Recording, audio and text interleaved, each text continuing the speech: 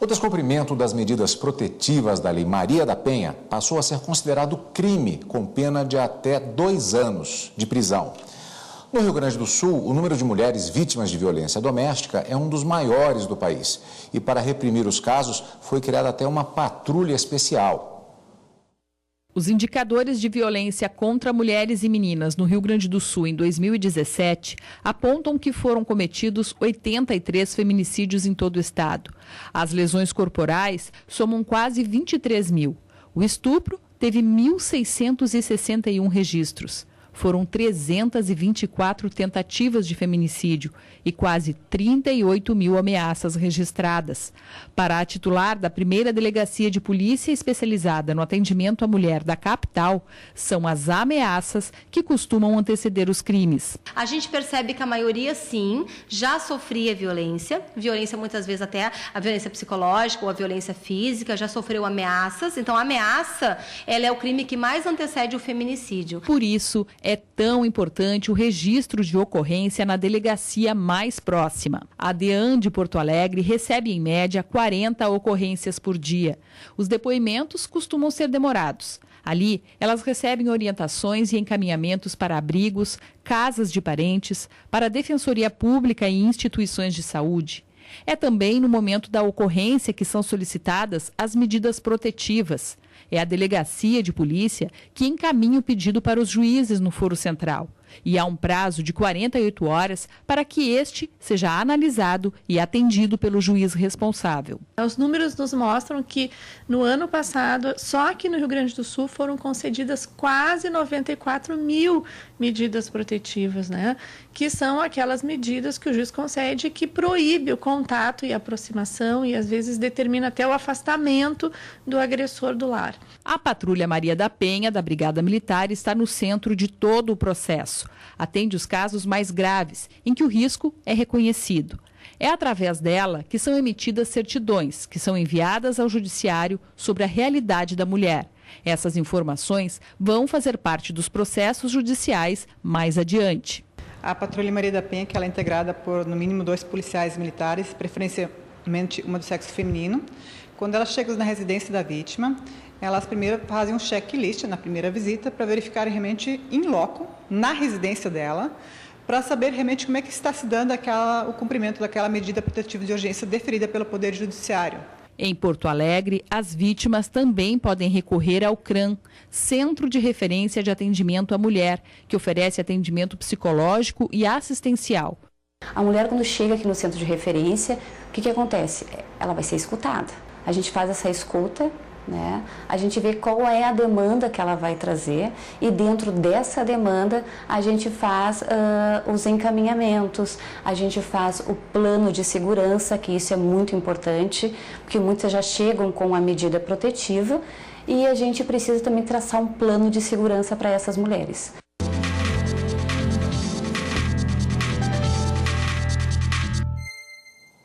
Para falar mais sobre a violência contra a mulher, recebemos aqui nos estúdios da TV Justiça a advogada Marília Brambilas. Toda vez a gente acaba fazendo a troca dos R's aí no nome da doutora, mas é sempre muito bem-vinda, sempre nos ajudando a esclarecer diversos aspectos relacionados ao direito e, nesse caso, um aspecto que, infelizmente, a gente tem toda hora de voltar a ele, que é essa questão da violência contra a mulher.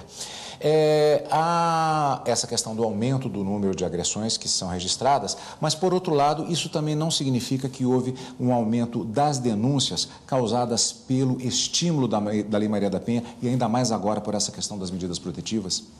Olá, boa tarde, Boa Cadu, tarde. Sempre uma honra. Cadu, as agressões continuam, né?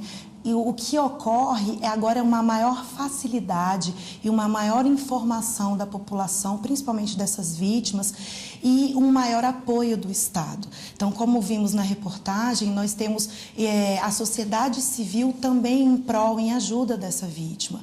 E isso acaba criando uma rede de proteção a essa mulher que acaba se sentindo protegida e busca os seus direitos, busca sair dessa situação de violência doméstica e familiar.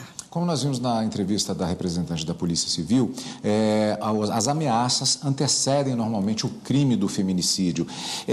Como ficou a partir do mês de abril essa situação em que o não cumprimento das medidas protetivas já implica em prisão? É crime? Como é que ficou estabelecido isso? É crime. Em relação ao ciclo, né, das ameaças, a gente tem um ciclo de violência doméstica que a própria lei estabelece, a violência moral, a violência sexual, patrimonial, e ela é crescente. Então, começa com uma ameaça, com um xingamento, um puxão de cabelo, e aí para combinar no feminicídio. E a partir agora de 3 de abril de 2018, a lei foi alterada, a Lei Maria da Penha foi alterada pela Lei 13.641, que trouxe o primeiro crime específico para o descumprimento das medidas protetivas. Então, hoje, o artigo 24A criminaliza, mas também chama a atenção que a própria lei trouxe um crime de menor potencial ofensivo para esse descumprimento, mas já é um avanço. Antes a gente não tinha nenhuma conduta típica, se discutia se era desobediência e a jurisprudência apontava que não, e hoje sim a gente tem um crime para descumprimento da protetiva. É mais um mecanismo de se fazer com que aquele agressor entenda que o Estado está ali para proteger aquela vítima. Nós temos dados do Conselho Nacional de Justiça com relação especificamente às medidas protetivas. Quais são esses dados? Os dados que eu pesquisei, Cadu, são do CNJ de 2017, foram concedidas na Justiça Brasileira em 2017 23.271 medidas protetivas, sejam elas para afastar o agressor, seja ela para manter a proibição de contato em relação à vítima, aos familiares, sejam elas de natureza civil. Realmente é um número bastante alarmante, mas nós precisamos, sim, dessa proteção do Estado, Cadu, a gente precisa, porque é um problema social muito grave. Desde a criação das delegacias da mulher, há uma série de pontos que têm sido trabalhados, talvez até de uma maneira um pouco vagarosa, considerando-se o contexto social e cultural, particularmente do Brasil. Por exemplo, com relação às delegacias da mulher, a facilidade de prestar-se a denúncia, no recebimento dessa denúncia por conta de uma equipe especializada, normalmente formada por mulheres ou agentes que têm uma especialização, isso tem sido gradativo. Essa iniciativa, por exemplo, que vimos agora de um esquadrão específico de atendimento para esse tipo de situação, faz uma diferença muito grande? Faz sim, Cadu.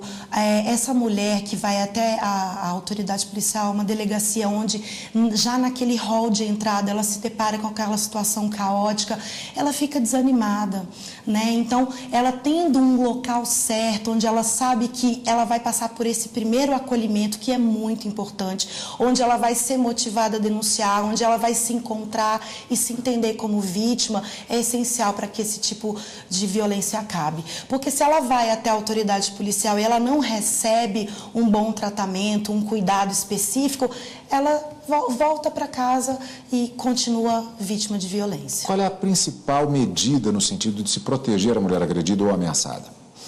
A principal medida, Cadu, além das medidas protetivas em que o Estado, o próprio juiz, vai autorizar com que ela fique longe imediatamente dessa violência, é ela se entender como vítima, ela verificar que a culpa não é dela, nunca é dela, Porque existe essa imposição social, essa imposição do agressor de que ela é culpada. Então, esse primeiro momento em que ela se compreende como vítima, uma vítima que merece ser acolhida, eu acho que é nesse passo que a gente tem que seguir. Doutora Marília Brambila, eu estava ensaiando para falar certinho, doutora, mas a gente sempre acaba tropeçando um pouquinho nesse erro. Doutora Marília Brambila, obrigado mais uma vez, sempre bem-vinda para falar a respeito, principalmente de assuntos como esse que têm de ser plenamente esclarecidos para a população. Muito obrigado mais uma vez. Eu que agradeço, Cadu.